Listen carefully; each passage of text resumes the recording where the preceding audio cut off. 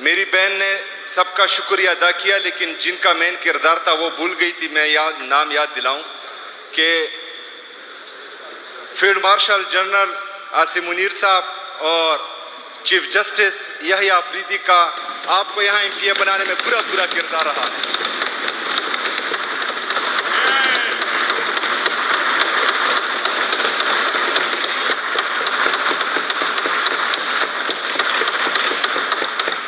Madam speaker صاحبہ، جو ظلم، جو بربریت، جو فسطائیت پاکستان تحریک انصاف 9 اپریل 2022 سے آج تک دیکھ رہی ہے، وہ پاکستان کی تاریخ نے نہ کبھی دیکھا ہے، نہ کبھی سنا ہے، اور نہ ہی کبھی سوچا ہے.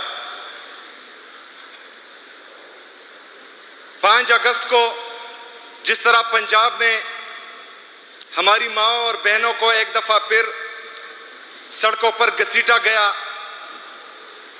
تو میں یہ بھی چاہ رہا تھا کہ غلط طریقے سے آئی ہوئی ہماری یہ بہنیں شاید ان پر بھی آواز اٹھائیں، لیکن انہوں نے وہ گوارا نہیں کیا. چلے بہرحال وقت ایک جیسا نہیں رہتا. انشاءاللہ تعالی یہ اندھیرے ختم ہونے والے ہیں، ظلم کا دور ختم ہونے والا ہے، اور انشاءاللہ تعالی میرا لیڈر آنے والا ہے، اور پاکستان پر ایک دفعہ پھر جو ہے رول آف لا ہوگا اور سپریمیسی آف کانسٹیٹیوشن ہوگی، جس میں ان لوگوں کو پھر موقع نہیں ملے گا انشاءاللہ. میڈم اسپیکر صاحبہ، میں خصوصی طور پر آج کی اپنی تقریر میرے لیڈر، میرے قائد جناب عمران خان صاحب نے جو کل ٹویٹ کی تھی، میرا شعور اور میری سوچ تو اپنے لیڈر جتنی نہیں ہے، لیکن کوشش کروں گا انہوں نے جو کل ٹویٹ کی تھی تو اس کی تھوڑی بہت تشریح اپنے ناقص عقل کے مطابق کروں. سب سے پہلے تو میرے لیڈر، میرے قائد جناب عمران خان صاحب نے پورے پاکستانیوں کو خراج تحسین پیش کیا کہ وہ جس طرح ظلم، بربریت، فسطائیت، لاقانونیت کے خلاف روڈوں پر نکلے، تو ہم اس فلور سے، اسمبلی کے اس فلور سے، ہمارے جتنے بھی پارلیمنٹیرین ہیں، ہم یہاں سے بھی پوری پاکستانی قوم کو خراج تحسین پیش کرتے ہیں اور ان کو سلام پیش کرتے ہیں. جناب میڈم اسپیکر صاحبہ، عمران خان صاحب نے کہا کہ پاکستان کی تاریخ میں آج تک کسی ڈکٹیٹر کے مارشل لا دور میں اس قدر ظلم نہیں ہوا جتنا عاصم لا میں عاصم منیر کر رہا ہے. عمران خان صاحب نے کل ٹویٹ میں یہ کہا. یہ کیوں کہا؟ میڈم اسپیکر صاحبہ، ہم دیکھ رہے ہیں کہ 9 اپریل 2022 سے لے کر آج تک سب سے پہلے میرے لیڈر، میرے قائد نے اسمبلیاں ڈیزالو کی. اس نے اقتدار کو کہ کچھ لوگ اس کو اپنی مٹھی میں کرنا چاہ رہے تھے، اس کو لات دے کر اسمبلیوں سے باہر چلا گیا. اس کی یہ سوچ تھی کہ پاکستان میں عدلیہ آزاد ہے اور پاکستان میں 90 دن کے اندر اندر الیکشن ہوگا. لیکن بدقسمتی سے آئین پاکستان کو روندا گیا. 90 دن کے بجائے تقریباً 1.5 سال بعد الیکشن ہوئے، لیکن پوچھنے والا کوئی نہیں ہے. عاصم لا میں کچھ مخصوص ٹولہ اتنا طاقتور، اتنا مضبوط ہے کہ وہ جب چاہے قانون کو لات مارے، جب چاہے آئین پاکستان کو لات مارے، جب چاہے عدالتوں سے اپنے حق میں فیصلے کروائے. تو مارشل لا میں بھی ہمیں یہ دیکھنے کو نہیں ملتا تھا، لیکن ابھی جو ہے دیکھنے کو مل رہا ہے. میڈم اسپیکر صاحبہ، میرا لیڈر، میرا قائد جناب عمران خان صاحب کہتے ہیں کہ موجودہ دور کا موازنہ صرف یحییٰ خان کے دور سے کیا جا سکتا ہے، جب عوامی رائے کو روندنے کی غرض سے مجیب الرحمان کی پارٹی اور عوام پر فسطائیت کے پہاڑ توڑے گئے اور محض اپنے اقتدار کے لیے ملک کو دولخت کر دیا تھا. میڈم اسپیکر صاحبہ، آج کے جو حالات ہیں، 8 فروری 2024 کو پاکستانی قوم نے صرف اور صرف پاکستان تحریک انصاف کو، عمران خان کو ووٹ دیا. آج جو اقتدار میں بیٹھے ہوئے ہیں غلط طریقے سے، جعلی طریقے سے، ان کو صرف اور صرف 17 سیٹیں ملی تھی. جو پارٹی بھاری اکثریت سے جیت چکی تھی وہ ابھی آج اپوزیشن میں وہاں بیٹھی ہوئی ہے. اس کا کیا مقصد تھا؟ اس کا مقصد صرف اور صرف یہی تھا کہ پاکستان میں ایک دفعہ پھر جو ہے وہ لا اینڈ آرڈر کا سچویشن بنے اور بنگلہ دیش اور پاکستان جیسے حالات بنے. میڈم سپیکر صاحبہ، جو سیٹیں ہم نے ان سے بچا کر رکھی تھی، جہاں پر دھاندلی کو ہم نے روکا تھا 26ویں آئینی ترمیم سے، جس طرح انہوں نے عدلیہ کو مفلوج کر دیا ہے، آج جو ہے وہ سیٹیں بھی ہم سے یہ چھین رہے ہیں. اپوزیشن لیڈر، ہمارے opposition leader of the national assembly, opposition leader of senate, opposition leader of Punjab assembly, madam speaker صاحبہ، یہ کوئی معمولی عہدے نہیں ہیں. اگر ملک میں واقعی جمہوریت ہو اور ملک میں واقعی جمہوری پارٹیاں ہوں تو یہ عہدے بہت بڑے عہدے ہیں، لیکن ان کو بے توقیر کیا گیا، جمہوریت کو ایک دفعہ پھر ذلیل کیا گیا. کس لیے؟ صرف ایک شخص کے لیے، اور اس میں فائدہ بھی صرف ایک شخص کا ہے.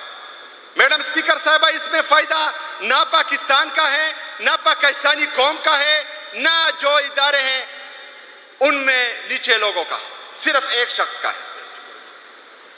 اور کچھ سیاسی پارٹیوں کو جو ہے تھوڑی ہڈیاں دی گئی ہے، لیکن انشاءاللہ تعالی میں دیکھ رہا ہوں کہ ان کا انجام بھی بہت برا ہونے والا ہے. میڈم سپیکر صاحبہ، میرا لیڈر، میرا قائد مزید کہتا ہے کہ آج ملک میں جو ہو رہا ہے وہ سکوت ڈاکہ کے دور کی یاد تازہ کرتا ہے. تب بھی جمہوریت کا گلا گونڈ کر قانون کی بالادستی کا مکمل خاتمہ کر دیا گیا تھا. میڈیا کی آزادی اور احتجاج کا حق چھین لیا گیا تھا اور ملک میں صرف جنگل کا قانون نافذ تھا. اس جبر کے نظام سے نجات صرف تب ممکن ہے جب یہ قوم یکجا ہو کر کھڑی ہوگی. میڈم سپیکر صاحبہ، میڈیا کی آزادی تو کافی دیر سے ختم تھی، لیکن بدقسمتی سے ایک مخصوص ٹولے کے پیچھے اگر سوشل میڈیا پر بھی کوئی بات کرتا ہے تو اس کو اٹھا لیا جاتا ہے، اس کو غائب کر دیا جاتا ہے. میڈیا کا سب سے بڑا نام جناب ارشد شریف شہید، اس کو بے دردی سے شہید کر دیا گیا کیونکہ وہ بادشاہ کو ننگا کر رہا تھا، کیونکہ وہ بادشاہ کے خلاف کھل کر بول رہا تھا. بے دردی سے اس کو شہید کر دیا گیا تھا. صحافت کا دوسرا بڑا نام عمران ریاض، میڈم سپیکر صاحبہ، اس کو سچ بولنے کی وجہ سے اٹھا لیا گیا تھا، اس سے آواز چھیننے کی کوشش کی گئی تھی، لیکن اللہ کا شکر ہے اس کا اللہ میں ایمان مضبوط تھا، اس کو اپنی آواز واپس تو مل گئی، لیکن الحمدللہ آج بھی وقت کے یزید کے خلاف جو ہے حق کی آواز بلند کر رہا ہے. اس طرح بہت سارے صحافی ملک چھوڑ کر چلے گئے. میڈیا کی آزادی نہیں ہے، سوشل میڈیا کی آزادی نہیں ہے، احتجاج کی آزادی نہیں ہے. ان کے خلاف جو بھی آواز اٹھاتا ہے اس کو اٹھا لیا جاتا ہے یا مار دیا جاتا ہے. 26 نومبر کو ہم نے دیکھا کہ انہوں نے ہمارے کارکنوں کو کس طرح بے دردی سے قتل کر دیا تھا.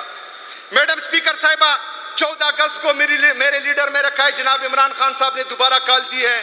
انشاءاللہ تعالی جس طرح 5 اگست کو پوری قوم نکلی حقیقی آزادی کے لیے، 14 اگست 1947 کو ہم نے پاکستان آزاد کر دیا تھا، انشاءاللہ 14 اگست 2025 کو اس ملک میں حقیقی آزادی کے لیے ہر نوجوان، اس پاکستان کا ہر شہری روڈ پہ ہوگا اور اس کا صرف ایک ہی نعرہ ہوگا کہ عمران خان زندہ باد، پاکستان زندہ باد، حقیقی آزادی زندہ باد. میڈم سپیکر صاحبہ، میرے لیڈر، میرے قائد نے مزید کہا ہے کہ میں اس ڈاکو ڈفر الائنس کے آگے کبھی نہیں جھکوں گا اور عاصم لا کو کبھی تسلیم نہیں کروں گا. مجھے ساری زندگی میں جیل میں رہنا پڑے، میں اس کے لیے تیار ہوں. ہم اپنے لیڈر اپنے قائد جناب عمران خان صاحب کو کہتے ہیں کہ اس ظلم کو، اس یزیدیت کو، اس فرعونیت کو آپ کا ہر کارکن بھی نہیں مانتا، اور ہم اس سے پہلے بھی بغاوت کر چکے ہیں اور اب بھی بغاوت کرتے ہیں. ہمیں کوئی جیلوں کا خوف نہیں ہے. ہم سے چاہے پورے پاکستان کی جیلیں بھی بھر جائے، انشاءاللہ تعالیٰ اپنے لیڈر اپنے قائد جناب عمران خان صاحب کے ساتھ، عمران خان صاحب کے نظریے کے ساتھ ہم پہلے بھی کھڑے تھے، اب بھی کھڑے ہیں، اور انشاءاللہ تعالیٰ آخری سانس تک کھڑے رہیں گے انشاءاللہ تعالیٰ. میڈم اسپیکر صاحبہ، سب سے آخر میں اور سب سے ضروری، عمران خان صاحب نے کہا کہ خیبر پختونخوا میں آپریشن صرف اور صرف تحریک انصاف کو کمزور کرنے کے لیے ہو رہا ہے، اور میرا لیڈر میرا قائد 2004 سے لے کر آج تک ملٹری آپریشن کے خلاف ہے. جس طرح ہمارا لیڈر ہمارا قائد جناب عمران خان صاحب ملٹری آپریشن کے خلاف ہیں، ڈرون اٹیکس کے خلاف ہیں، خیبر پختونخوا کی یہ حکومت، پاکستان تحریک انصاف کی یہ حکومت بھی ملٹری آپریشن اور ڈرون اٹیکس کے مکمل خلاف ہے، اور انشاءاللہ تعالیٰ ان کو کبھی اجازت نہیں دی جائے گی. میڈم اسپیکر صاحبہ، جو حالات خود ساختہ خراب کیے گئے ہیں، خاص کر میرے خیبر میرے تیرا میں، یہ سوچی سمجھی سازش کے تحت ہوئے ہیں. 2018 میں D G I S P R کا بیان ہے کہ ہم نے آپریشن کر دیا ہے اور یہ سارے علاقے کلیئر ہو چکے ہیں. باجاوڑ بھی کلیئر تھا، خیبر بھی کلیئر تھا، وزیرستان، کورم، اورکزئی، ہمارے جتنے بھی ایف آرز تھے سب کلیئر ہو چکے تھے. لیکن regime change operation London plan میں ایک دفعہ پھر ان دہشت گردوں کو، اس دہشت گردی کو خیبر پختونخوا میں کچھ ڈالروں کے عوض لایا گیا. ہم چیختے رہے، ہم چلاتے رہے. میڈم اسپیکر صاحبہ، گڈ اور بیڈ میں ہم نہیں پڑھتے، لیکن یہ جب آئے، ان کو لایا گیا پروٹوکول کے ساتھ. آج میرے تیرا کے یہ حالات ہے کہ رات کو بندوقیں کے ساتھ بندوقیں اٹھا کر کچھ لوگ آتے ہیں گھروں پر کہ ہمیں کھانا کھلاؤ. کھانا کھلاتے ہیں تو صبح کو جو ہے ہمارے فوجی بھائی آ جاتے ہیں کہ کھانا کیوں کھلائے، ان کو اٹھا لیتے ہیں. اگر کھانا نہیں کھلاتے تو ان کے ہاتھ میں بندوقیں ہوتی ہیں، وہ ہمیں مار دیتے ہیں. ہم جائیں کہاں؟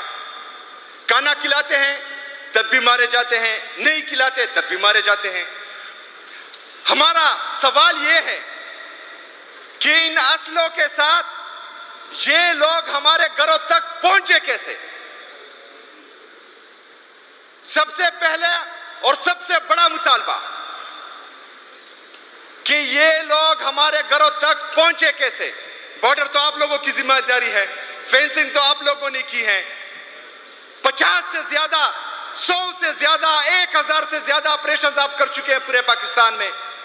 دہشت گردی کیوں ختم نہیں ہو رہی؟ یہ میڈم سپیکر صاحبہ، اگر کوئی بندہ، کوئی شخص اسلحے کے ساتھ میرے گھر پر آتا ہے تو یہ ان کا انٹیلیجنس فیلئر ہے، یہ میرا فیلئر نہیں ہے. اگر بارڈر پر فینسنگ کے باوجود یہ لوگ میرے پاکستان میں آتے ہیں تو یہ میرا قصور نہیں ہے، یہ ان کا انٹیلیجنس فیلئر ہے. ان کی مرضی سے آتے ہیں، یہ ملوث ہیں ان میں. میڈم سپیکر صاحبہ، جب ڈرون اٹیک ہوتا ہے، نیچے معصوم لوگوں کی جانیں جاتی ہیں، یہ کولیٹرل ڈیمیج کا نام دے دیتے ہیں. وہاں پر معصوم بچے ہوتے ہیں،